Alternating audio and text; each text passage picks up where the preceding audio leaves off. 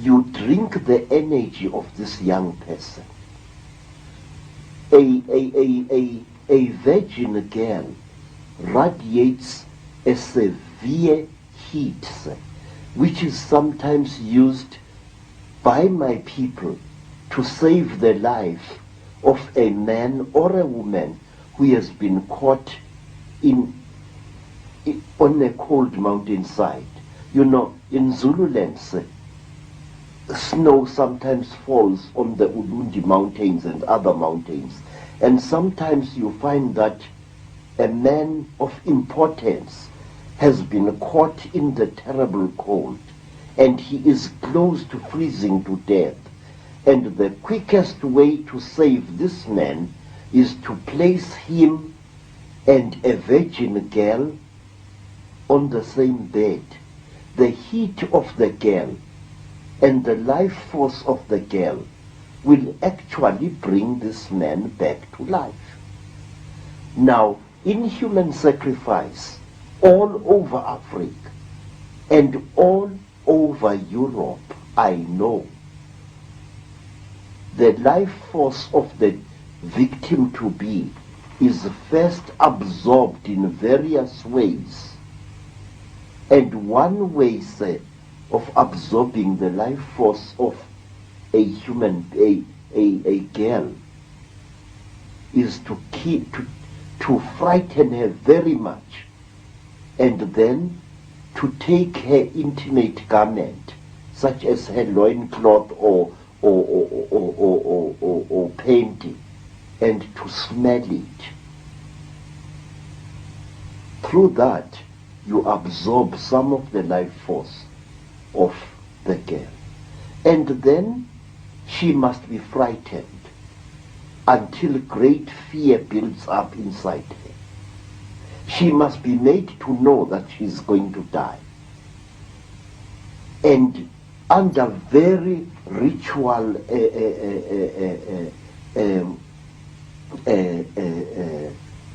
conditions, the person is killed. But she is killed slowly. And her screaming is forbidden. She mustn't scream.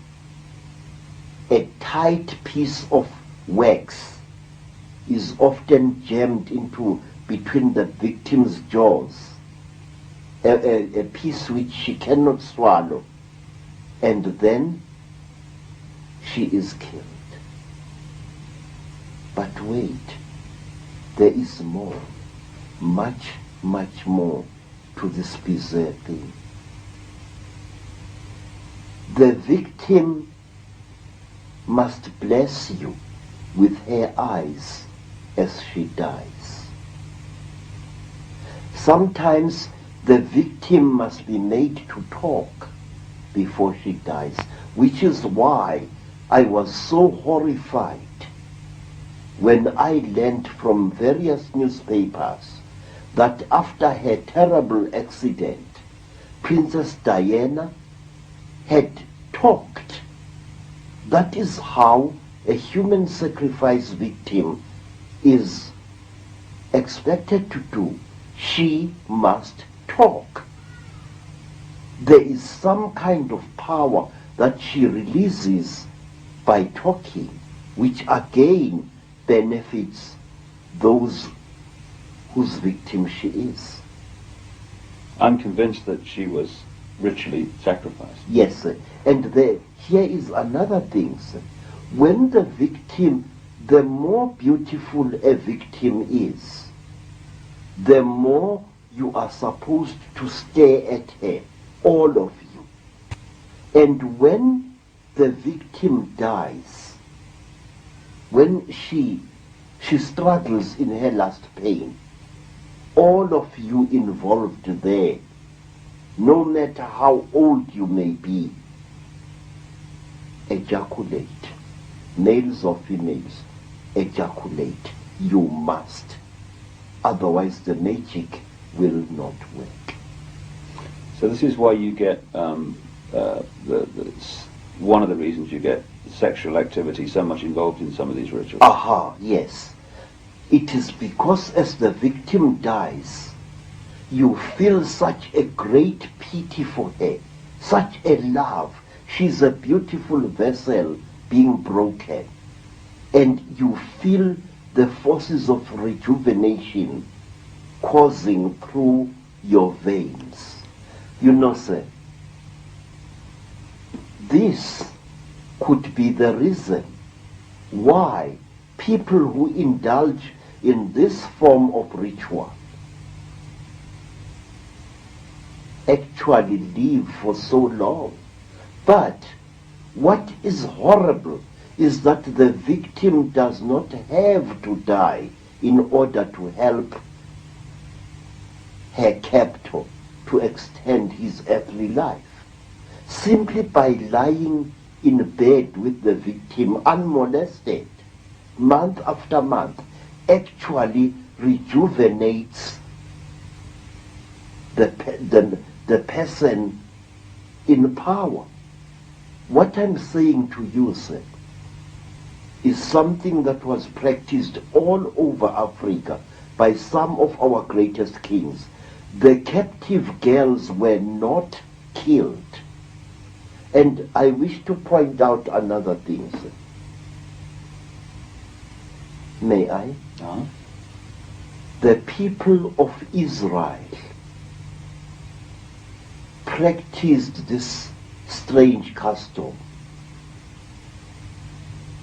And King Constantine the Great, the Roman emperor, who lived for well over 80 years, used to practice this custom of sleeping side by side with young virgins whom he did not, however, mate with.